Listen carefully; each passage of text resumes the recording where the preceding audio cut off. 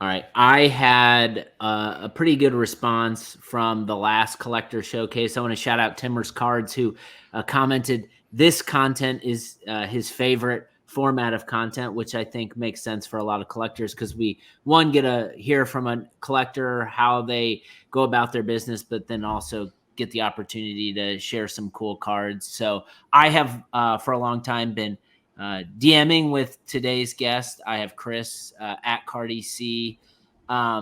Is it Cardi C Cards or Cardi C? Cardi C Sports Cards, like Cardi B, but C for Chris, Cardi C. Cardi C Sports Cards, very clever. But we were talking, and I feel like he's got some fun things to share. But without further ado, I know you have the day off of work today, so appreciate you being here. But how are you doing?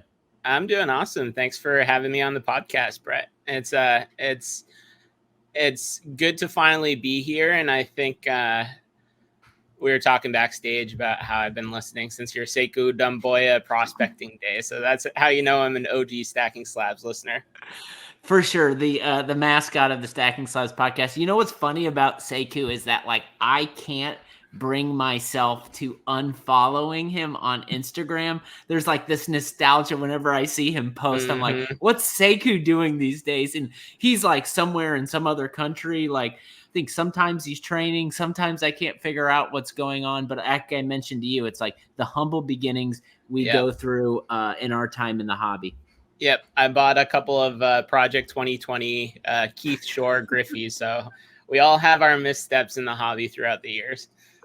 I feel like that was like right when I got back, the Project 2020 stuff. I guess like first question here is like how long have you been kind of into sports cards? Did you ever have any breaks? Have you always been doing it? Yeah, so I collected a lot of baseball cards when I was a little kid, probably 6 to 12. Loved baseball, loved the home run race of like McGuire and Sosa in the late 90s. And it was sort of like when us kids would have play dates, the moms would bring us to the hobby shop and we would each get to buy one pack.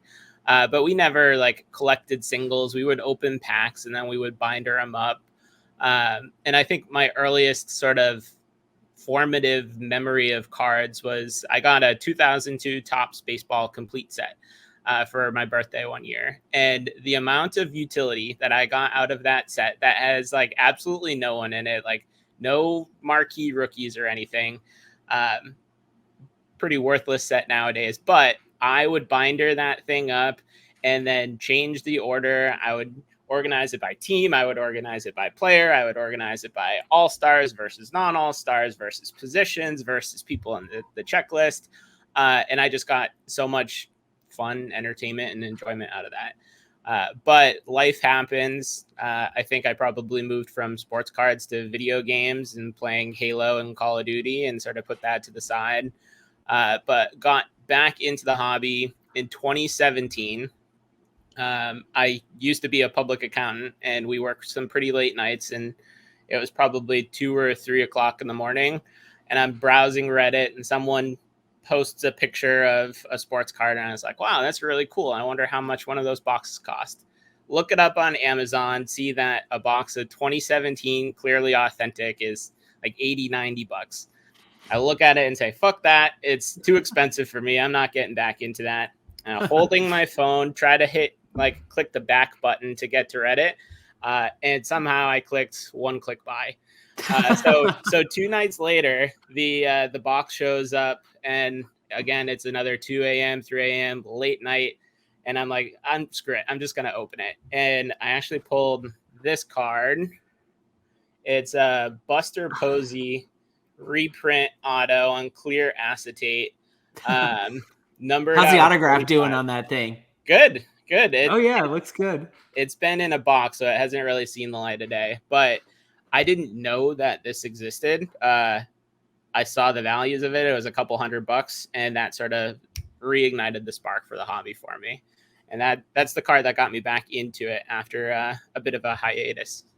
So what was you buy the box, you get back into it. What a lot of us that were kind of have come around during the pandemic era weren't around in 2017. It's like the chapter before like Yeah. the big chapter. Like what was going on in 2017? How did you get like reintegrated back into the hobby? Yeah. So it's been a journey, but YouTube was actually a huge component. I had a pretty active YouTube channel, Cardi C Sports Cards.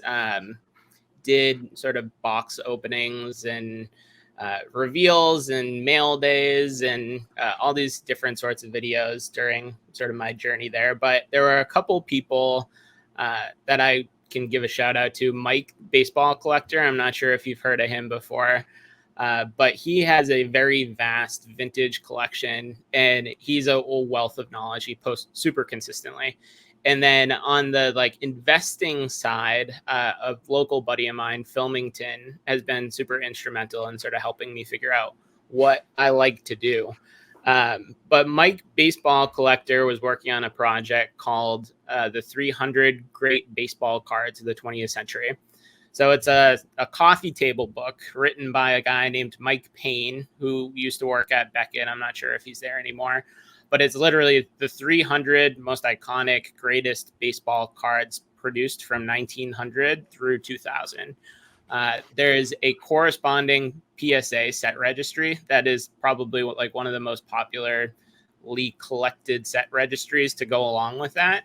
And it has everything from the like the Gaudy Ruths to like the T206 Ty Cobbs to like Barry Bonds Fleer update rookie in 1993 A-Rod SP rookies.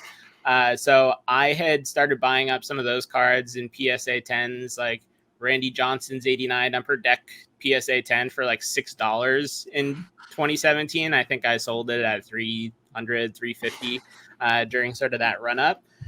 But the problem with me for that was I was buying cards of players that I didn't really care about to just chase a set. So I pivoted a little bit and started opening up boxes to try and chase that feeling of like the set collecting. And I got really big into two sets, Allen and Ginter and Gypsy Queen. And I don't know if you're familiar with those sets at all. I am through hardcore collectors that I've met and interacted with. What was it about those sets that resonated with you that you wanted to go all in on them? I appreciated the design. They were like very sort of simple and minimalist, and it was an ode to some of the earliest card manufacturers. Allen and Ginter and Gypsy Queen were both tobacco card producers at like the turn of the century.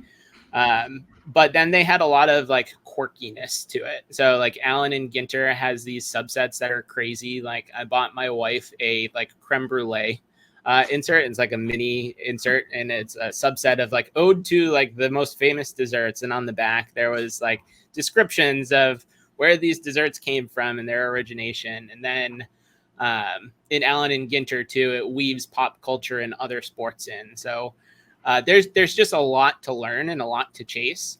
The problem with that, though, is you're spending $600 to $1,000 to build out the master set. That's not going to hold value. And whether you're in the hobby for pure collecting or like you view this as an investment, like you have to be conscious of the money that you spend when it gets to that point. So I took a hard look at what I was doing and said, like, yes, I get a lot of utility from this, but I feel uncomfortable with the amount of money that I'm paying, given the sort of return that I could expect somewhere down the line on this. The one sort of caveat that I'll add to that is when I was collecting 2018 Gypsy Queen, there was an insert memorabilia subset called Bases Around the League. And I have a card I can show off here. This is a Mike Trout numbered to 10 on card auto. This is a piece of opening day's game used first base with the hologram on it there. So I had originally picked up the Chris Bryant to this set and said, hey, this would be a really cool subset to chase. So it took me 2.5, 3 years, but I have the full run of 2018 Gypsy Queen, Bases Around the League. And through this process, said to myself, is there something out they're like this that I can chase? Are there sets that have notable players that I can sort of justify spending the time and money to go chase? And that sort of kicked off some of the journey that I find myself in today. Okay, so I'm going to talk about that journey, but you said something that I have to hit on because like it resonated with me as I try to like balance my hobby funds towards different cards, and it's this constant battle always where it's like, do I allocate these funds towards like something like my Colts Prism Gold collection, where there's a lot of obscure players within that resonate with me, but likely don't only would resonate with any psychopath who has been a Colts fan their whole life. Yeah. Where I'm getting so much utility value out of those mail days. And like, it's a lot of like, 40, 50, 60 bucks. If I'm lucky, 20 bucks here and there. And it's so fun to watch that thing grow. But like, I'm not doing it because I'm like, this is going to be worth a ton of money one day. I'm doing it because it's like telling it's like looking at a piece of history of my favorite team. But then there's this other side where it's like, I've got these interests where I think that there's opportunities and they're of players that I connect with. So let me spend the money, the 500, $1,000 on this card because enough people know them, enough people know this set. And I think that card will appreciate in value over time. So it's this constant like teetering. How do you think about like the balancing act between kind of those two different ways to collect cards? Yeah. I think I bring a very left brain approach to this. So I'm in accounting and finance, and when I sort of don't have direction like that, I build a spreadsheet and go to the numbers. So I actually like at one time put together a want list of all the cards that I like must have along with what I'm willing to spend to get them, and then had different categories about like the future price appreciation potential, its utility to me, its scarcity, its rarity, and then I ranked them and then took a weighted average and sort of scored each of those cards. And then said, all right, this is my budget for the year. And then ran a solver in Excel that says, okay, to optimize your collecting enjoyment, you should chase these 3 cards. Sometimes that is not always practical because if you're chasing a Prism Gold or like a Topps Chrome Red out of 5 or a Bowman Chrome Red out of 5, like you're at the mercy of whenever that card pops up. So I think a lot of it comes down to feel.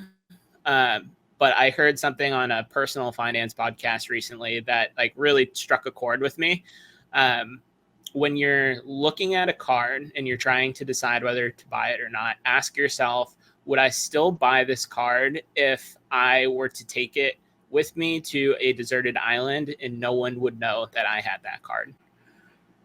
So I think that's a helpful way to like reframe sort of left brain and right brain approach. And then the answer is sort of a marriage somewhere in the middle. There, you see, I know I do.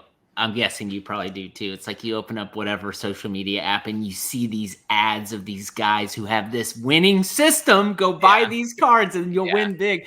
It sounds like that, like the system that you're running, like probably more practical and maybe like it'd be fun to like, I would be interested in figuring out like how that applies to kind of what I'm doing, because I feel like so much of the collecting we do, it's out of passion, but a lot of it's too, it's like reactionary based on what's coming our way. So I think it's fun to maybe be a little more strategic about the hunt and the chase. But like you mentioned, like there are a few flaws, like sometimes these cards aren't available, but it's always good to be prepared. The other thing too that I have struggled with is parsing through whether this is something that I really want or I've bought into the hype in the narrative. So like we'll probably talk about it, but I'm also a pretty big Nomar collector.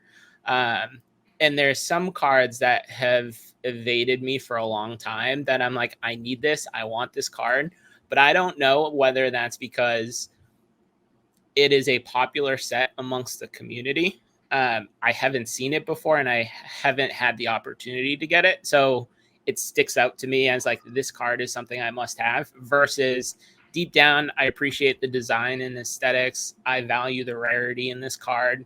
The scarcity is apparent because they haven't sold for X period of time.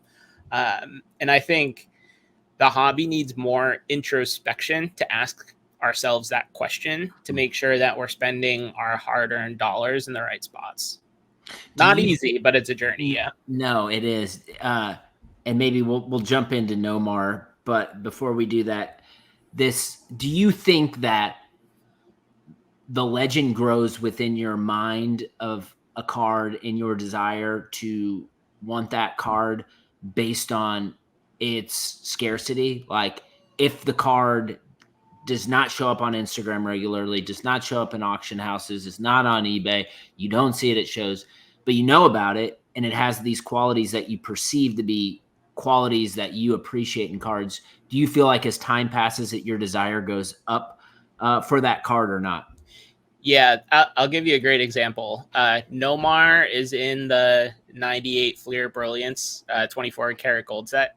A copy has never surfaced. Like, so I'm in a Nomar collectors chat, and there's probably 6 to 8 guys in there that are like very avid, like comprehensive, thorough Nomar collectors. No one has seen one.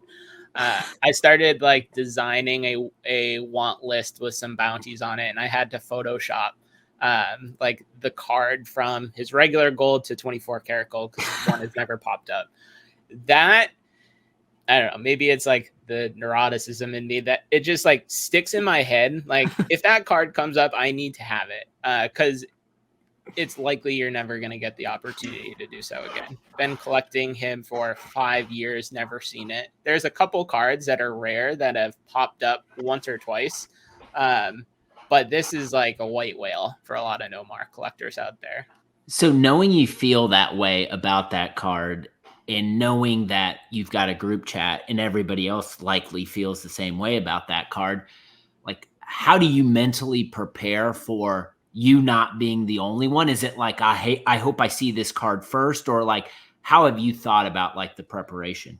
Yeah, we haven't really brought it up in the chat, but usually what happens, no one talks about it. Yeah, I think the unspoken, like, if it's a card that's not as scarce or rare, someone will usually shout out to the group like, hey, I'm going after this, like, I need it for my PC. And a lot of times people will sort of like step to the side on it, or they recognize like, hey, this is a card I want to, like, best of luck. And there's people of different means within that group. I know that like I don't have limitless funds at this point in my life, and if someone wants it more than me, I'm going to get outspent. But on those white whale rare cards, it's either no one talks about it, best of luck when you're going to the bidding stage, and then when you hit your max bid and it goes over it, everyone starts messaging on the side like, hey, I got outbid. Was this you? Or you sort of like face it head on and say like, all right, best of luck, gents. We're going to have at this. What is, I'm sure you've run through this in your head. I think it's crazy, especially since 2017, maybe, if you've been looking around for this card, that nothing has shown up on it. Like, what is as you probably know the Nomar collector base and market and just interest for him more than most, like, what do you think is going on with this card that it's not popped up? That's a good question. I think Nomar is like tier 2 of 90 stars. So you see the Griffies, Bonds, even Hall of Famers like Bagwell or Ripken. You see those guys sell a lot because they'll get into the flippers vortex. And when a card comes up for sale, people try to profit off multiple sales there. Nomar and a couple other guys like Pedro for a long time sort of fit the same mold as Nomar, where there's a small group of fiercely loyal collectors that will like support his market. I think Pedro has sort of transcended for various reasons. One potentially is like rampant chilling going on in some of his cards, but that's a conversation for another time. I think that there have been a couple more people that have like entered sort of near serious Nomar collecting circles that has driven his price up. And the people that were like fierce loyal Nomar collectors at like the early 2000s have sold a lot of their stuff off at this point. So you just see less of his rare stuff come up. And then you have cards like super short printed essential credentials that have entered collections that aren't coming out.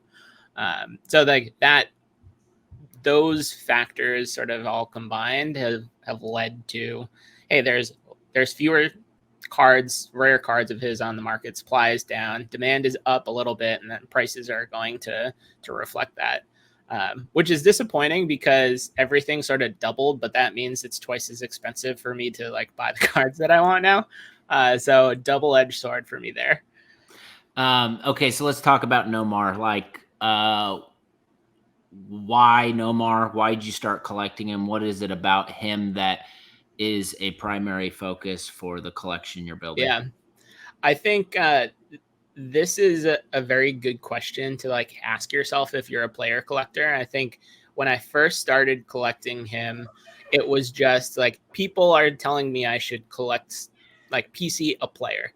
I view myself as a generalist and like I'm sort of scatterbrained in a lot of different directions. So focusing my entire collection on one player was like a little jarring at first. But when I reflected on like my childhood, like there was no bigger star than Nomar. Like Nomar, 97 to 99 was the best shortstop in baseball. It was Nomar, then A-Rod, and Jeter was like a distant third amongst the big three shortstops.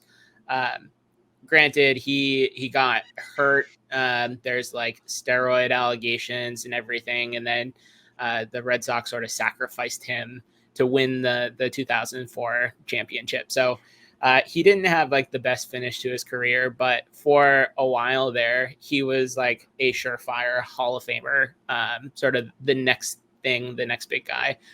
And he had transcended the sport. The Nomar, no, like was a Saturday Night Live skit. The superstition with like the adjusting batting gloves at the plate.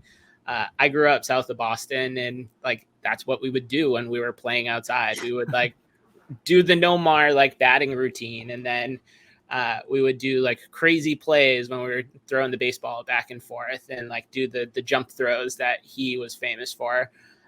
So I was reflecting on that and like just asked myself, was there anyone I connected with as much as I did Nomar? And the answer was no. Like from an investment standpoint, like you could do better than Nomar. There's probably 10 guys in the 90s that if I was trying to give investment advice to someone, I would say go that direction instead.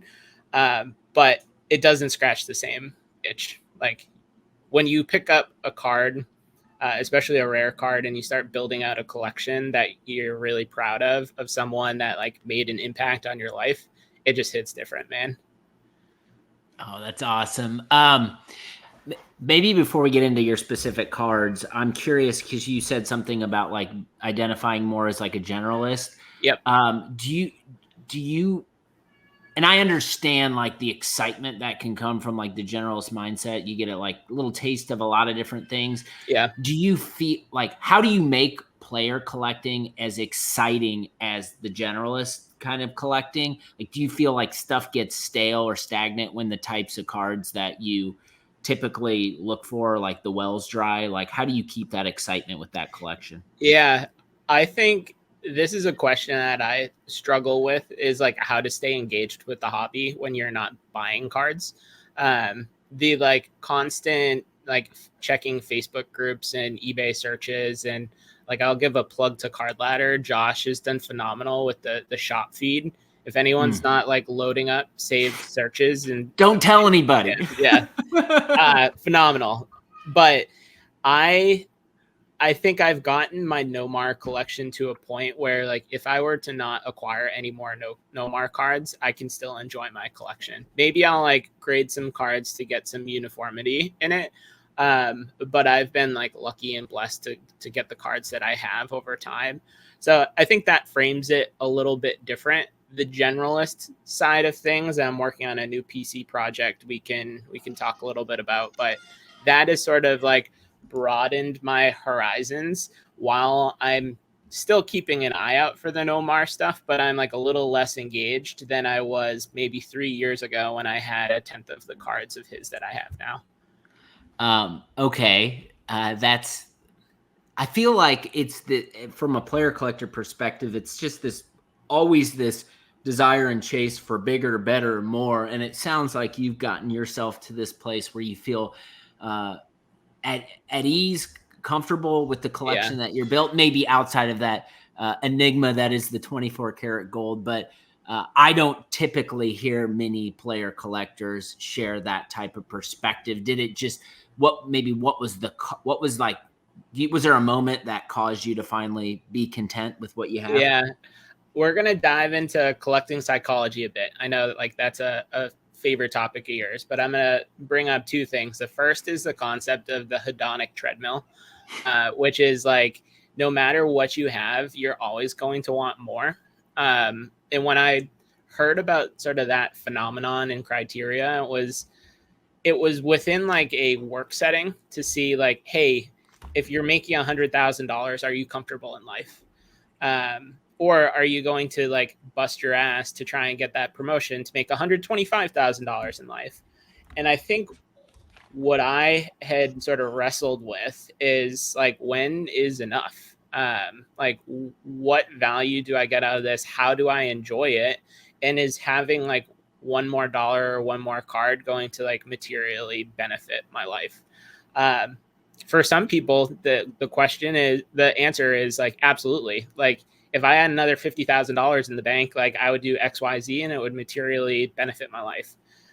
For other people, that comes at a cost, and that could mean sacrificing time with friends and family, or foregoing vacation opportunities, or whatever is sort of important in your life. So I think that's point number one. Point number two is there's a lot of people that player collect to have the best collection of a player.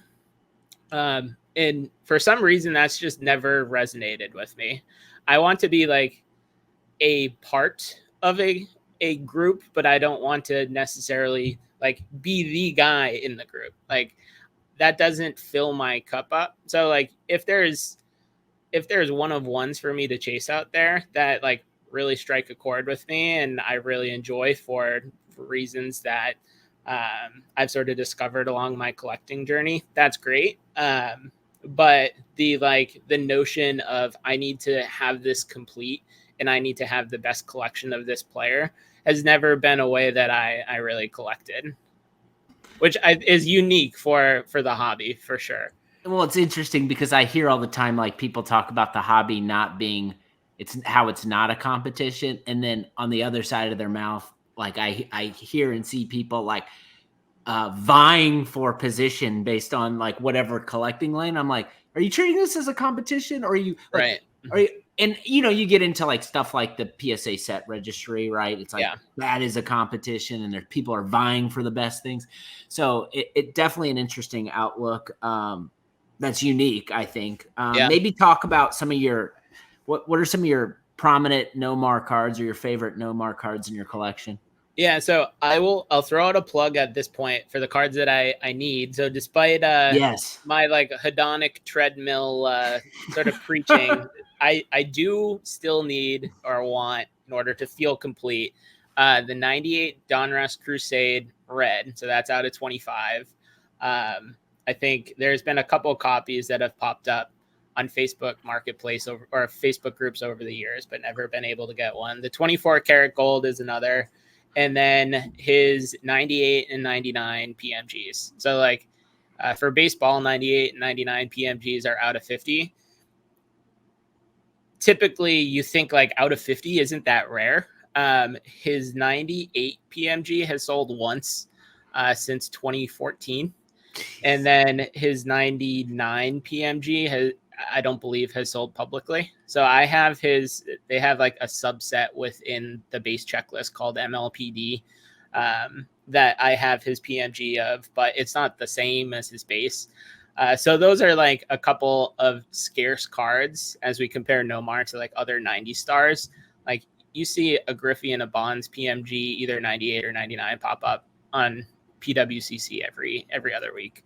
Nomar is sort of a ghost in that regard. So if you got any leads, happy to pay a finder's fee for anything that leads to a successful acquisition. But I pulled a couple of my favorites. We'll start off with 99 Topps Chrome here. This is the Fortune 15 refractor. It's like Nomar and sort of a crystal ball. Got a cool refractor finish. This is a PSA 9 numbered out of 100. So picked that up last year. This is a subset within 99 Skybox Premium is the Spring Fling Star Rubies. I'm a sucker for any picture of Nomar where he's wearing the red hat. So this is out of 50. It's sort of like a postcard about how Nomar's going to kill it in the upcoming season. Going to be sending that out to PSA soon.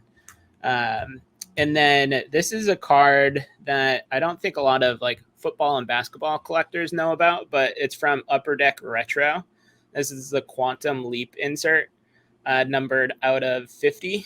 So you can see on a 50 on the back there. It's just like a super cool die cut design. It almost looks like an atomic bomb. But these are pretty like rare and desirable inserts from the late 90s. And then like this is probably not the most rare, but in terms of aesthetics is got to be my favorite card. It's the I think it's from Finest, the Centurion refractor.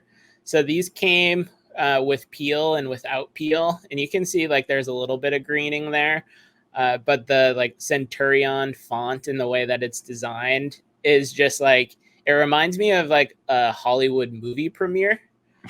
But if you're after these, you got to be careful because there are some backdoor copies out there, and there are copies that aren't stamped. And then this is probably either my favorite or second favorite. It's the I think this is the 98 Essential Credentials. I think this is the Now parallel, numbered out of 95.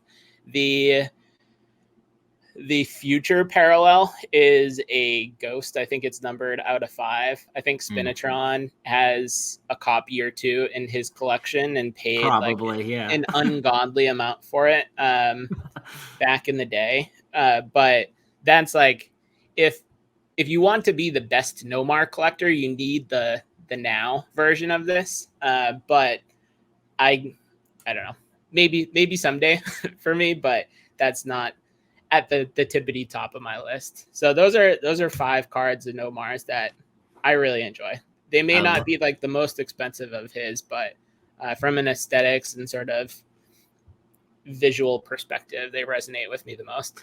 That's what I picked up on all your like descriptions of those cards. Like you led with not like this is like historically this is the most important or whatever. It was mostly just around like the actual look and feel of those cards, the aesthetics. Like how much do you weigh the appearance and like the look, the design, the aesthetics when you're buying a card? Yeah, it's super important to me. I think the manufactured scarcity can be such a crock of shit. In baseball, there's a parallel for, I think it's Fleer Tradition, 98 or 99 Fleer Tradition, called the Starting 9.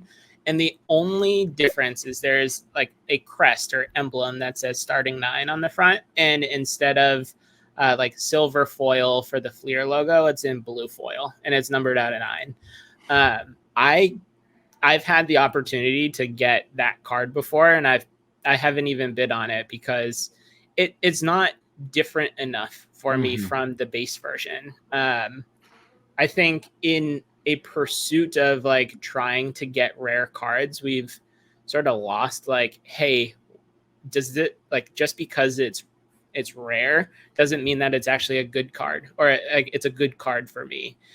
Rarity is an element of something that I look for when I pick up cards, but it's not the element. So if it's not like rarity above all else, like if the card doesn't speak to me, I'm not going to get it. I love it. It makes so much sense. I want to talk about definitely before we get out of here, I want to talk about your 100-player PC, and because you alluded to like other collecting lanes that's keeping you occupied Yeah. when you're not buying Nomar stuff. So maybe talk a little bit about what you're building. Yeah. So I get shit from some of my hobby buddies that I am like scatterbrained and I start all these projects that I never finish. So I'm like, I'm going to put an end to that. And the concept is essentially like, I like the idea of the PSA set registry, but I don't like that I can't control what cards it is. I want to be buying cards with a purpose that resonate with me, that give me like a sort of completionist goal to achieve. So how it sort of got started was I picked up this card. This is Ted Williams rookie from a buddy in the hobby, B. Roth. He's probably one of the greatest Hank Greenberg collectors, and he's a vintage dealer now. So his uncle had this and sold it to me. So I got this card, and then I was looking for this 1954 Wilson Franks. So this is a regional hot dog issue. Probably his most famous card outside of his play ball rookie. It took me sort of 4 years to even find a copy of this to bid on, and then had to go in strong to get it. But I had these cards, and I was actually talking to my wife about this recently, and she's like, "What? I thought you were a Ted Williams collector." And it's like, just because you have 2 cards doesn't make you a player collector.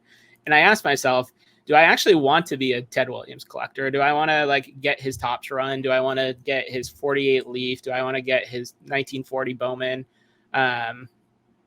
or play ball? And the answer was like, no. I'm good with these 2 cards and then maybe one more. And I think that when you get a couple cards of a player, you can tell the story of their hobby, or you can tell the story of like where they are in history of the sport.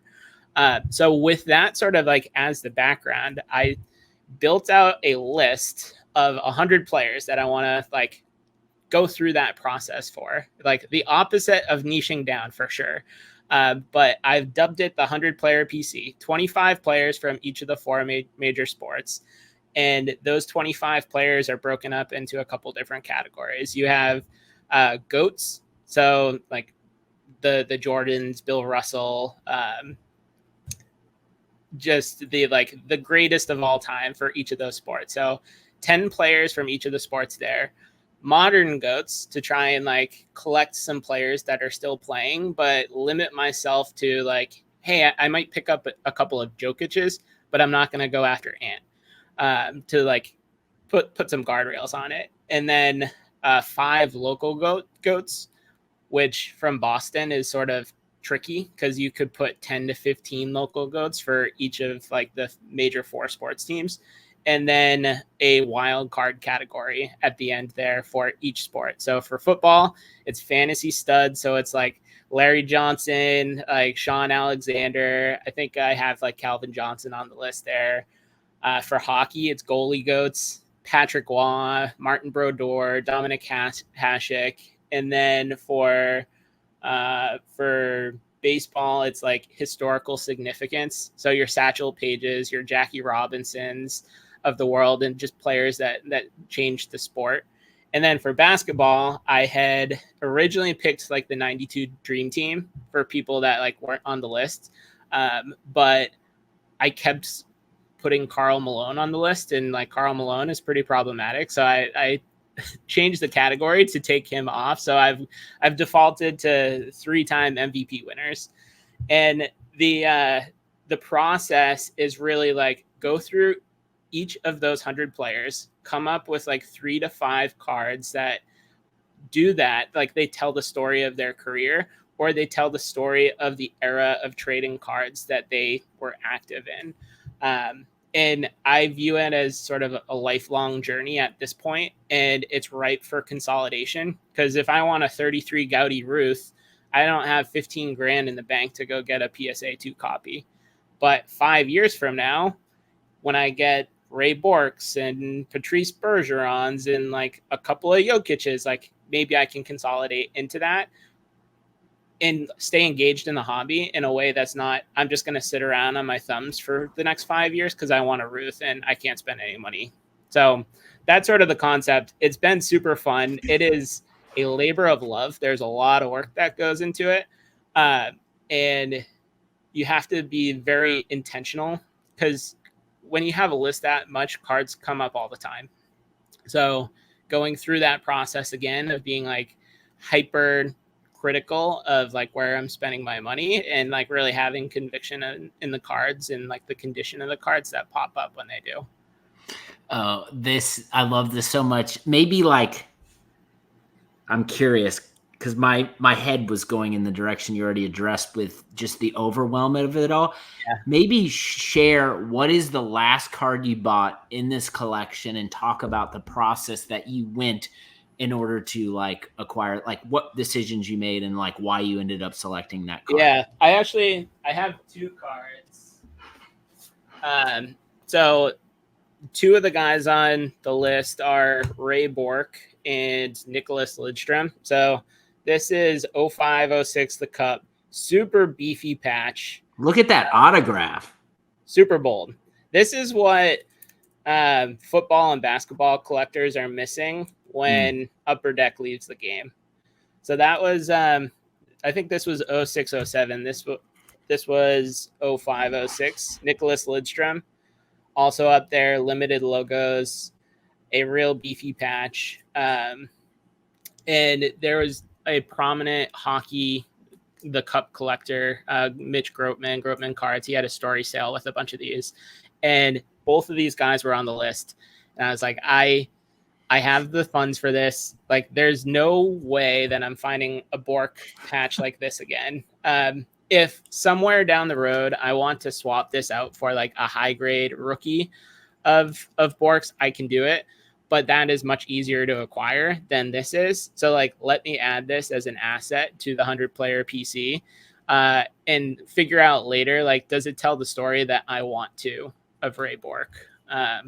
One of the other cards I have of his that I don't have by me now is a signature renditions dual autograph of him and Phil Esposito on the night that Ray Bork retired Esposito's number 7. So just a quick story.